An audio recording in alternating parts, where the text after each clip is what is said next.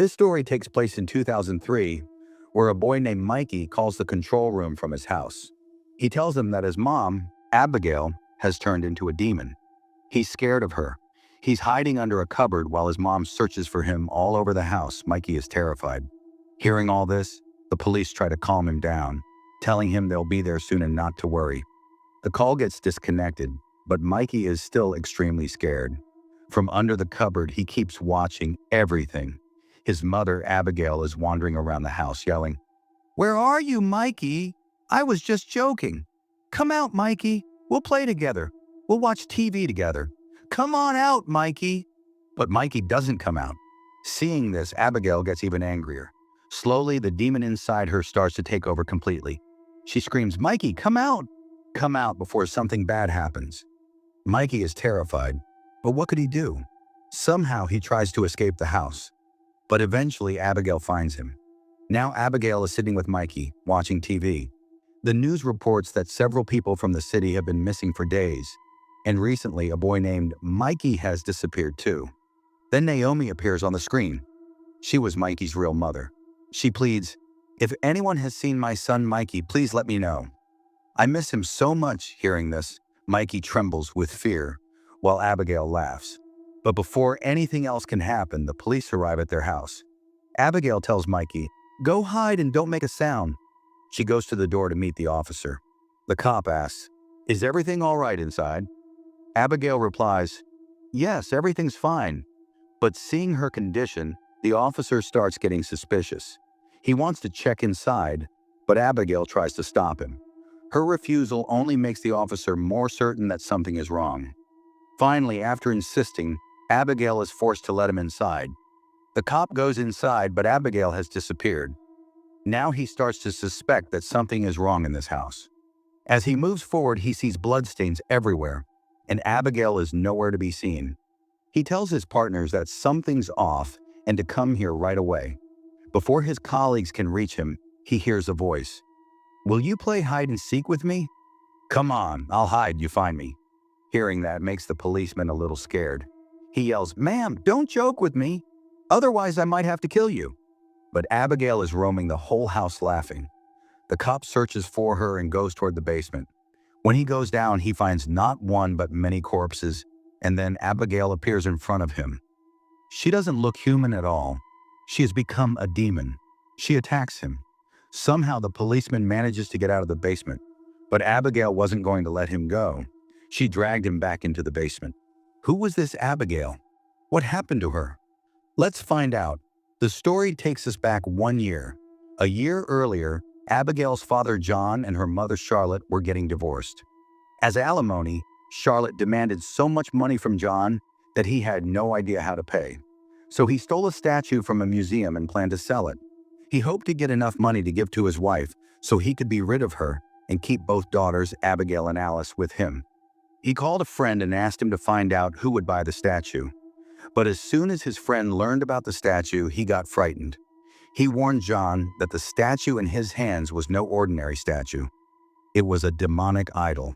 He told him not to try to open it by any mistake, because if it's opened, the demon inside will come out. That demon only knows how to kill. Whoever frees it, the demon will first take over their body, make them its slave, and then kill people through them, until that host body becomes too weak. And as soon as this body becomes weak, the demon will kill it too and take over another body. John's friend is terrified. He tries to warn him, saying, "You live with your 2 daughters. Please don't open it." But John doesn't believe any of this. He hangs up the phone and makes the mistake of opening that statue. From it, a demon emerges and possesses John's body. But John was an old man. His body wasn't strong enough. That's when the demon's attention turns to Abigail. Finally, the demon possesses Abigail, and that very night, Abigail leaves her home. The next morning when John wakes up, he doesn't remember anything. He calls his wife, but she doesn't know where Abigail is either. For several days, John and Charlotte search for Abigail, but she's nowhere to be found. They had no idea that Abigail had already gone far away and was slowly falling completely under the demon's control. The demon, now appearing in John's form, comes to Abigail and tells her, "You have to kill people, and find me a powerful body through which I can rule this world." At first, Abigail refuses. She cries and tries to fight the demon, but the demon threatens her, saying, "If you don't do what I say, I'll kill your sister." Abigail loved her sister Alice deeply, and to protect her, she obeys the demon. After that, Abigail starts killing people and searching for a suitable body for the demon. Remember that news report? The one saying that people had been disappearing from the city for days? That was the work of Abigail and the demon. Eventually, the demon chooses Mikey, and you already know the rest of the story. The story returns to the present. The police officer is dead, and Abigail is exhausted. She's crying, saying, "I don't want to kill anyone else. I don't want to do this anymore. Please forgive me." Mikey looks at Abigail, and she apologizes to him too. She tells him, "Before the demon comes here, run away. Please just get out of here." After saying that, Abigail dies. But Mikey tries to escape from that house. But will Mikey be able to escape? Let's find out. A few hours later, the news comes on the radio that a boy named Mikey has reached the police station. Following him, a police team has arrived at the house where several dead bodies were found, including a woman named Abigail. The police suspect that Abigail is the one who killed all of them. John hears this news too, and deep down, he blames himself for Abigail's condition. John also dies. The story then moves forward, almost 20 years later. Now, the next scene of the movie takes us to a reporter named Jennifer, who is about to interview a special guest.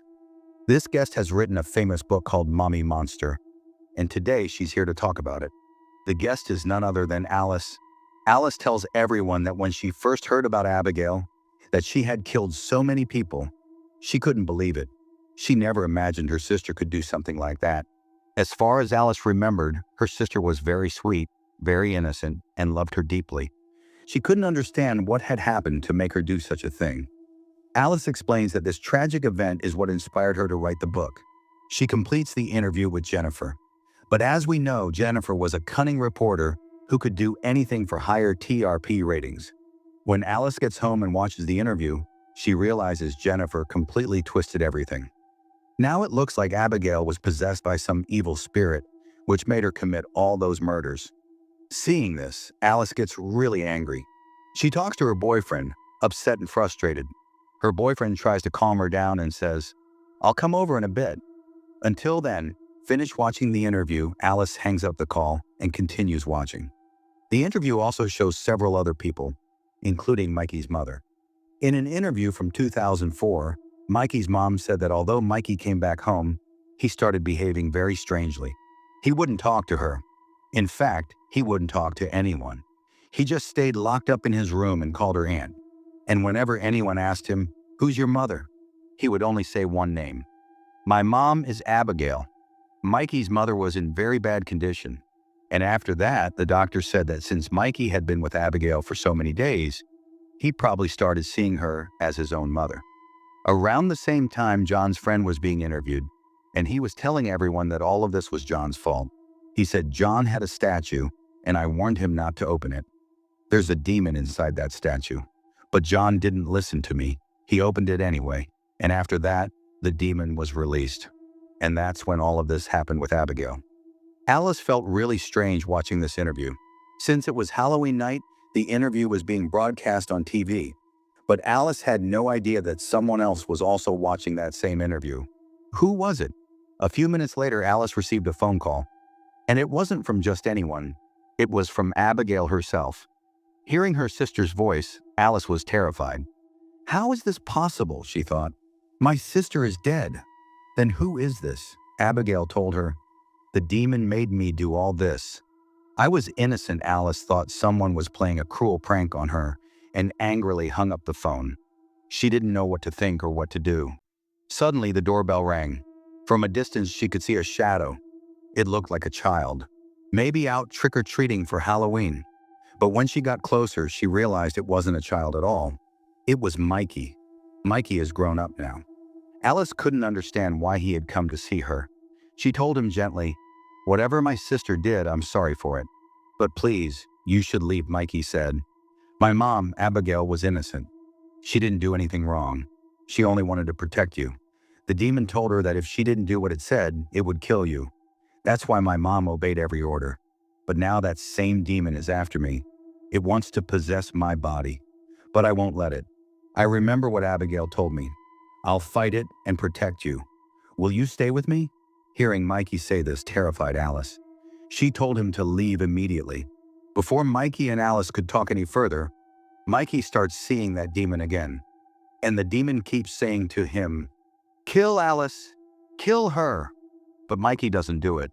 He runs out of her house. Outside, Mikey is trembling in pain. And just then, Alice's boyfriend arrives. He sees Mikey outside the house, but it's already too late.